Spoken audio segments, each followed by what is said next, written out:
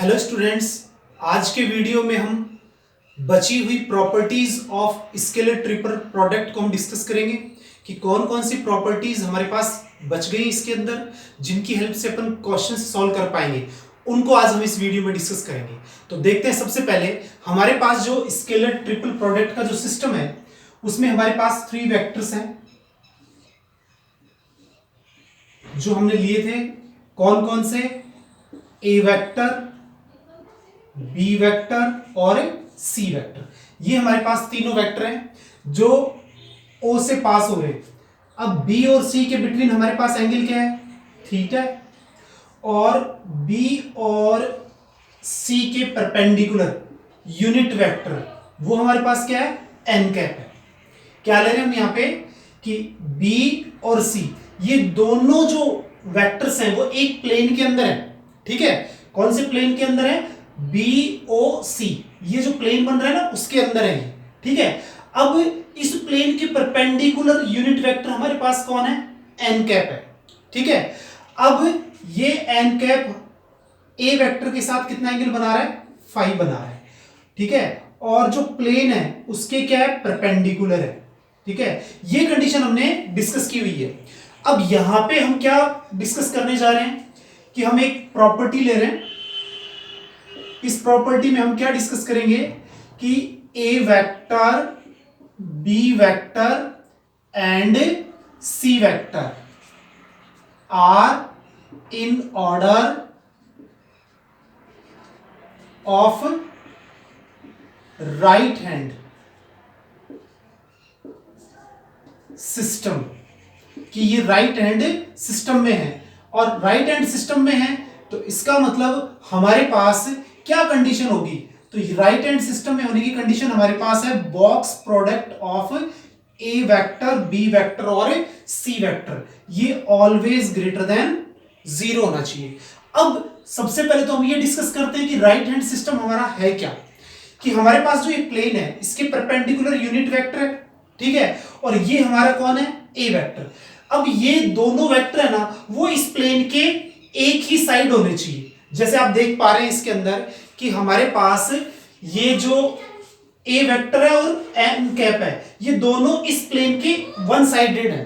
तो इसका मतलब हम ये कह सकते हैं कि ए वेक्टर, बी वेक्टर और सी वेक्टर ये इनका जो ऑर्डर है ना वो राइट हैंड सिस्टम के अंदर है। ठीक है, अब कंडीशन क्या होगी? अब डायग्राम तो बना के बार बार में हम इसको डिस्कस नहीं कर पाएंगे, तो हम क्या करेंगे कि बॉक्स प्रोडक्ट है ना वो हमारे पास क्या होना चाहिए? ग्रेटर देन 0 होना चाहिए। तो हम यहां पे क्या कर लेंगे? बॉक्स प्रोडक्ट को ग्रेटर देन 0 शो कर लेंगे। अगर ऐसा शो होता है कि पॉजिटिव नंबर है तो हम कह सकते हैं कि ए वेक्टर, बी वेक्टर और सी वेक्टर तीनों के तीनों कौन से सिस्टम में है? राइट हैंड सिस्टम में। अब इसके अपोजिट हमारे पास जो यूनिट वेक्टर है एन कैप, इसकी डायरेक्शन हमारे पास इधर भी हो सकती है। ठीक है, किधर? अपोजिट डायरेक्शन भी हो सकती है, यानी ये प्लेन है इसके नीचे की तरफ भी हो सकती है, और ये अपवर्ड है, ये डाउनवर्ड है। ठीक है, जब हमारे पास एन कैप और ए वेक्टर अपोजिट साइड्स हैं इस प्लेन के, ये जो प्लेन है ना ये प्लेन किससे बना हुआ है? बी वेक्टर और सी वेक्टर से। तो ए वेक्टर तो ऊपर की तरफ है और एन कैप नीचे की तरफ है, तो अपोजिट साइड्स में दोनों के दोनों। तो अब हम यहां पे क्या कह सकते हैं कि ये जो एबीसी का जो सिस्टम है वो हमारे पास कैसा है? लेफ्ट हैंडेड सिस्टम है। तो यहां पे देखो सेकंड पॉइंट हम लेंगे, A vector, B vector and C vector are in order of left hand system. कौन से सिस्टम में है? लेफ्ट हैंड सिस्टम में। बट इसकी कंडीशन क्या होगी कि इसका जो बॉक्स प्रोडक्ट है ए वेक्टर, बी वेक्टर और सी वेक्टर का वो लेस देन क्या होगा? हमारे पास 0 होगा। तो ये दो इंपॉर्टेंट प्रॉपर्टीज हैं किसके अंदर? स्केलर ट्रिपल प्रोडक्ट के अंदर। ठीक है, ये हमें याद रखनी है, बड़ी इंपॉर्टेंट प्रॉपर्टी है। क्वेश्चन आता है इसके ऊपर, अभी अपन एक क्वेश्चन भी करेंगे कि सबसे पहले ये समझ लेते हैं कि हमारे पास स्केलर ट्रिपल प्रोडक्ट के अंदर ए वेक्टर, बी वेक्टर और सी वेक्टर तीनों वेक्टर हैं, जिसमें ए वेक्टर, बी वेक्टर और सी वेक्टर में बी वेक्टर और सी वेक्टर एक प्लेन बनाते हैं। ठीक है, ये प्लेन बन गया। और एन कैप जो है हमारे पास वो इसका यूनिट वेक्टर है। ऐसे ही एन कैप नीचे की तरफ भी होगा तो इसकी डायरेक्शन क्या होगी, नीचे की तरफ होगी, डाउनवर्ड होगी। ठीक है, तो ए वेक्टर और एन कैप की डायरेक्शन अगर प्लेन के वन साइडेड है तो हमारा सिस्टम क्या है, राइट हैंडेड सिस्टम है। ठीक है, और प्लेन के अपोजिट साइड्स हैं, यानी ये ए वेक्टर है और ये हमारे पास एन कैप है, तो यहां पे ये सिस्टम कैसा होगा, लेफ्ट हैंडेड सिस्टम होगा। अब जब अपन क्वेश्चन सॉल्व करने जाएंगे और हमें 1 2 3 वेक्टर्स गिवन होंगे और हमसे पूछा जा रहा है कि ये कौन से सिस्टम में है, तो फिर अपन क्या करेंगे, यहां पे बॉक्स प्रोडक्ट को क्या कर लेंगे, सॉल्व कर लेंगे ए बी सी के। ठीक है, अगर वो पॉजिटिव आ रहा है तो हम ये कह सकते हैं कि ये सिस्टम कैसा है, राइट हैंडेड सिस्टम है, और अगर उसकी वैल्यू नेगेटिव आ रही है तो फिर हम ये कह सकते हैं कि ये लेफ्ट हैंडेड सिस्टम के अंदर है। ठीक है, तो इस तरीके से हम बता सकते हैं राइट हैंडेड सिस्टम और लेफ्ट हैंडेड सिस्टम। अब हम क्या करते हैं, एक क्वेश्चन लेते हैं और हम उसको क्या करते हैं, सॉल्व करते हैं और देखते हैं कि उसका सॉल्यूशन क्या आएगा हमारे पास। अब देखिए क्वेश्चन हमारा है, if X I cap 12 J cap minus K cap, second है 2 I cap 2x J cap plus K cap and C vector is equal to I cap plus K cap are in order of left hand system, कि हमारे कौन से system में है, left hand system में है। Then find value of X, हमें किसकी वैल्यू फाइंड करनी है, एक्स की वैल्यू फाइंड करनी है। हमारे पास फर्स्ट वेक्टर है, सेकंड वेक्टर और थर्ड वेक्टर यानी सी वेक्टर। ये हमारे पास क्या है, ए वेक्टर, ये हमारे पास बी वेक्टर और ये हमारे पास सी वेक्टर। तीनों के तीनों किसके अंदर है, लेफ्ट हैंडेड सिस्टम में है, और हमें किसकी वैल्यू फाइंड करनी है, एक्स की वैल्यू फाइंड करनी है। तो सिंस हमारे पास ये किसमें है, लेफ्ट हैंड सिस्टम में है, तो ए वेक्टर बी वेक्टर और सी वेक्टर का जो हमारे पास बॉक्स प्रोडक्ट है वो क्या है, लेस देन 0 होगा यहाँ पे। तो यहां पे हमारे पास जो बॉक्स प्रोडक्ट है वो क्या होता है, डिटर्मिनेंट होता है। तो हमारा डिटर्मिनेंट क्या हो जाएगा, ए वेक्टर ये है, तो x ये हमारे पास कितना हो गया 12 और ये -1, यहां से वैल्यू क्या ले लेंगे 2, और ये कितनी हो जाएगी 2x, और ये कितना हो जाएगा 1, और ये कितना होगा 1 0 और 1 लेस देन 0। अब हम इस डिटरमिनेंट को क्या कर लेंगे, सॉल्व कर लेंगे। तो देखें सॉल्यूशन करेंगे तो हमारे पास क्या आएगा, सबसे पहले x, इस कॉलम और इस रो को क्या कर देंगे, छोड़ देंगे यहां से, तो ये हमारे पास हो गया 2x और -0। नेक्स्ट हमारे पास माइनस के 12, इस कॉलम को और इस रो को छोड़ देंगे तो 2 -1, और ये फाइनली -1 लास्ट 0 -2x और लेस देन 0। अब हम इसको क्या करते हैं, सॉल्व करते हैं। तो सॉल्यूशन करने पे हमारे पास क्या आएगा, ये हमारे पास हो गया 2x², यहां पे 2 -1 हमारे पास वैल्यू 1 हो गई, और ये हमारे पास क्या है 1 12 इंटू 1 तो -12। ठीक है, और ये हमारे पास क्या हो गया प्लस का 2x लेस देन 0। अब देखें आप यहां पे कि इसमें से 2 कॉमन आ रहा है और उसको 0 में भेज देंगे, x², और ये अपने पास कितना हो गया x और -6 लेस देन 0। अब हम इसके क्या करेंगे, फैक्टर करेंगे। अब फैक्टर जब हम करेंगे इसके तो हमारे पास क्या आएगा, x² plus 3x minus 2x -6 less than 0। तो यहां पे क्या कॉमन आ रहा है, x प्लस 3, यहां से 2 कॉमन आ रहा है, x प्लस 3 लेस देन 0। तो हमारे पास फैक्टर हो गए x प्लस 3 और x -2 लेस देन 0। तो x की वैल्यू यहां पे कितनी आ रही है, -3 और 2। ठीक है, अब ये लेस देन है तो नंबर लाइन हमें पता है, नंबर लाइन पे हम क्या लेंगे, ये -∞ और ये +∞। इधर कितना है -3 और ये अपने पास कितना है 2, ये पॉजिटिव ये भी पॉजिटिव, और ये हमारे पास कैसा होता है नेगेटिव। लेस देन दिया हुआ है तो नेगेटिव रीजन लेना पड़ेगा। तो फाइनली हमारे पास जो सॉल्यूशन आएगा वो हमारे पास क्या आएगा, x बिलोंग्स टू -3 से 2।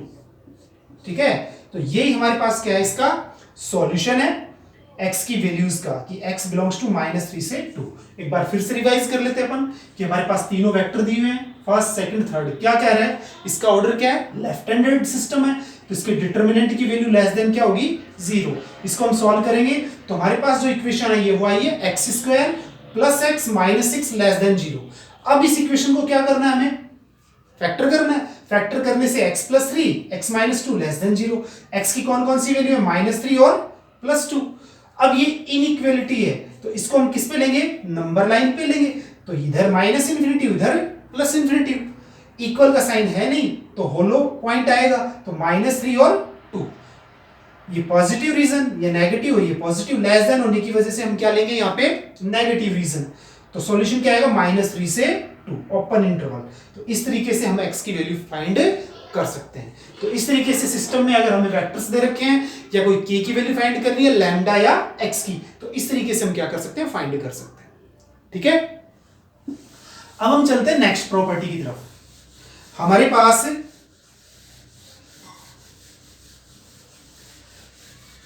3 वेक्टर्स गिवन है, कौन कौन से, if a vector, b vector and c vector are 3 unit vectors. ये हमारे पास यूनिट वेक्टर्स है एंड साथ में कंडीशन मिली हुई है a vector, b vector, c vector का जो बॉक्स प्रोडक्ट है वो 1 है। Then find relation between A vector, B vector and A C vector. हमें तीनों वेक्टर्स के अंदर क्या फाइंड करना है, रिलेशन फाइंड करना है। तो जो गिवन है हम उसको सबसे पहले लेते हैं यहां पे।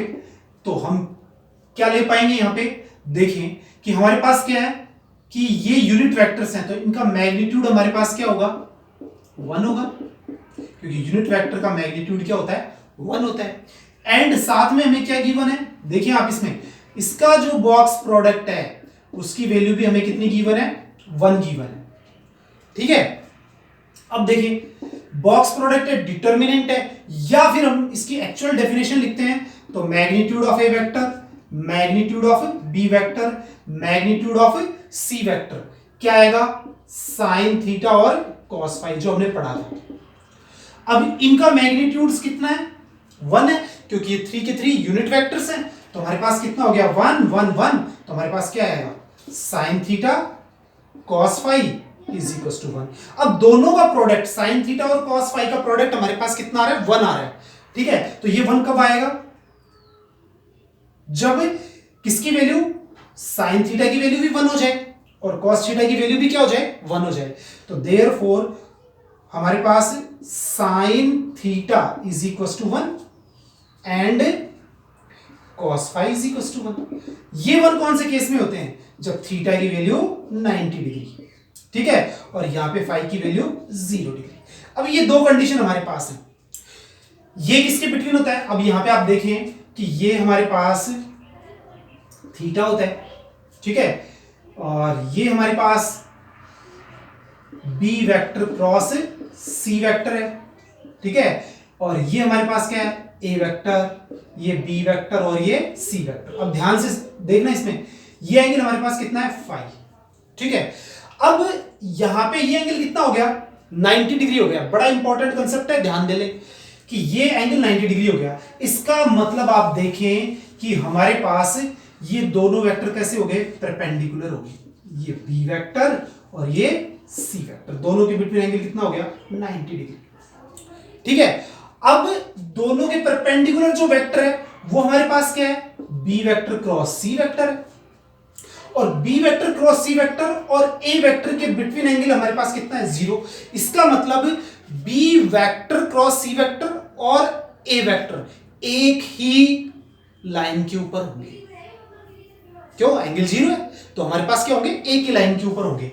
तो इसका मतलब एक ही लाइन के ऊपर होंगे, और ये बी क्रॉस सी हमारे पास क्या, परपेंडिकुलर रहेगा। तो इसका मतलब इसी लाइन के ऊपर हमारे पास कौन आ गया, ए वेक्टर भी आ गया, ठीक है। अब इस लाइन पे आएगा कैसे, इसको ऐसे समझेंगे कि हमारे पास जो ए वेक्टर है ये तो परपेंडिकुलर हो गए, जो ये परपेंडिकुलर कौन है, बी और सी के, ये हमारे पास क्या हो गया, ये जो देख पा रहे हैं यहां पे ये जो मार्कर ये हमारे पास है बी क्रॉस सी।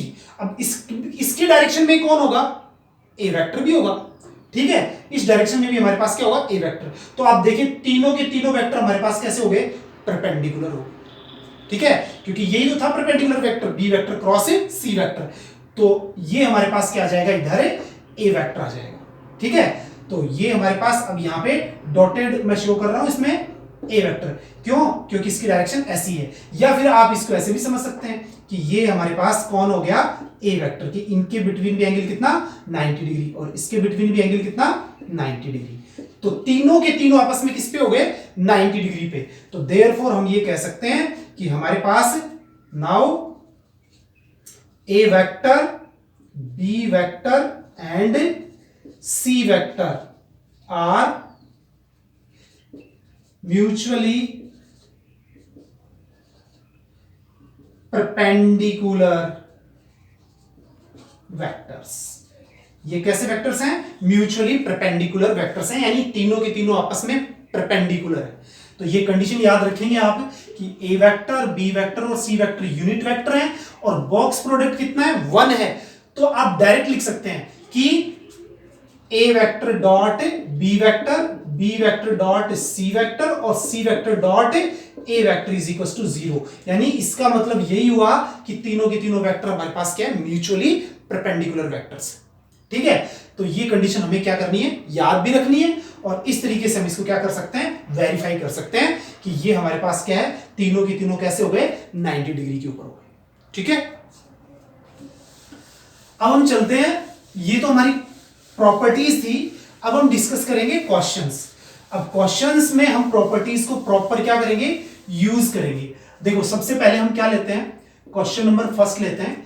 अब सिंपल सा छोटा सा क्वेश्चन है, आई कैप, जे कैप और के कैप, हमें इसका बॉक्स सॉल्व करना है, ठीक है। अब आप देखिए इसका जब हम बॉक्स सॉल्व करेंगे तो हमारे पास क्या आएगा, I cap dot J cap cross K cap, ठीक है।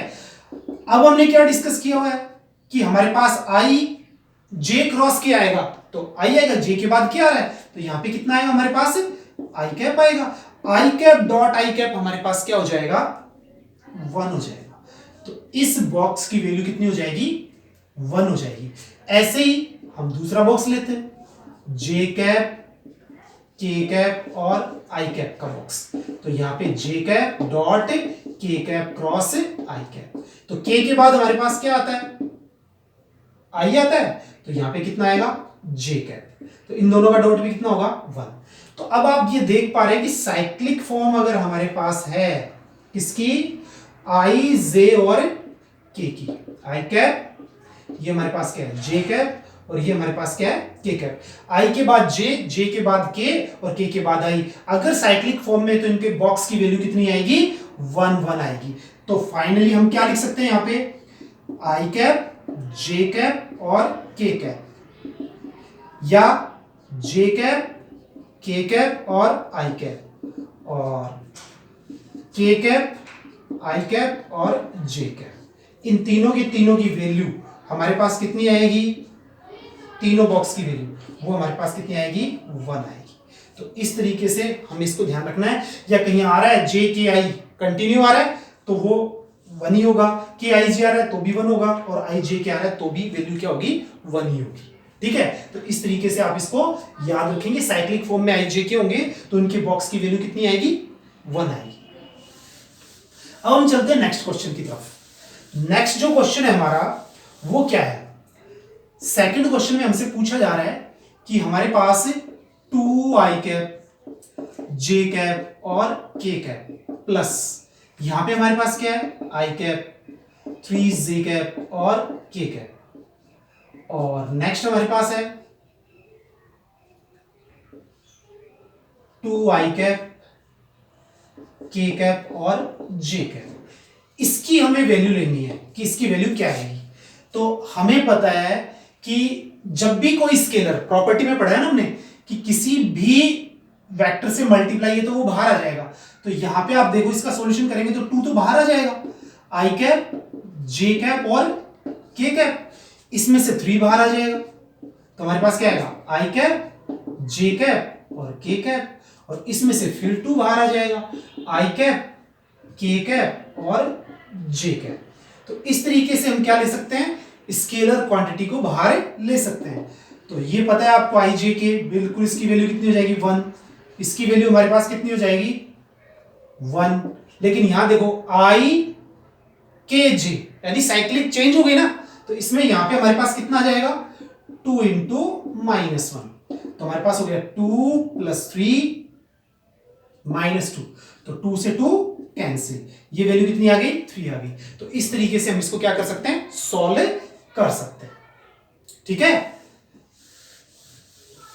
अब हम चलते हैं नेक्स्ट क्वेश्चन की तरफ। नेक्स्ट जो क्वेश्चन है हमारा, उसमें हमसे क्या पूछा जा रहा है, देखें हमें बॉक्स दिया हुआ है 2a vector plus b vector plus c vector, a vector -2b vector plus 3c vector, a vector plus c vector. इस बॉक्स की हमें क्या चाहिए, वैल्यू चाहिए। तो देखो वेक्टर्स का सम आ रहा है, हमने इस प्रॉपर्टी को डिस्कस किया है कि हमारे पास x1 a vector plus y1 b vector plus z1 c vector आ रहा है। तो हम यहाँ पे क्या ले सकते हैं, इसमें इसको तो ले सकते हैं डिटर्मिनेंट, क्या आ जाएगा 2 1 और 1, यहाँ पे कितना आएगा 1 -2 और 3 आ जाएगा, और यहाँ पे कितना आ जाएगा 1 0 और 1, और इसके बाहर बॉक्स आ जाएगा a वेक्टर b वेक्टर और c वेक्टर। ठीक है, अब हम इसको सॉल्व कर लेंगे तो हमारे पास कितना आएगा 2 इंटू, तो ये हमारे पास हो गया -2 0, ये हमारे पास कितना है -1।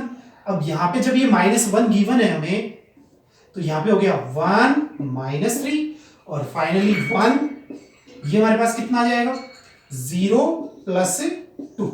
तो ये जो वैल्यू है वो किसके साथ प्रोडक्ट है, box product a vector b vector और c वेक्टर के साथ प्रोडक्ट है।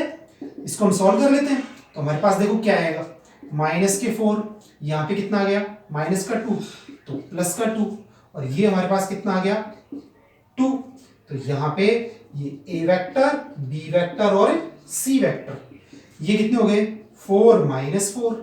ठीक है, box product a vector b vector और c वेक्टर, तो ये कितना हो गया 0 into box product a vector b vector और c वेक्टर, तो इसकी वैल्यू कितनी आ जाएगी हमारे पास 0 आ जाएगी। तो इस तरीके से हम प्रॉपर्टी को क्या कर सकते हैं, यूज कर सकते हैं और क्वेश्चंस को सॉल्व कर सकते हैं। ठीक है, तो ऐसे में इसको क्या करना है, सॉल्व करना है।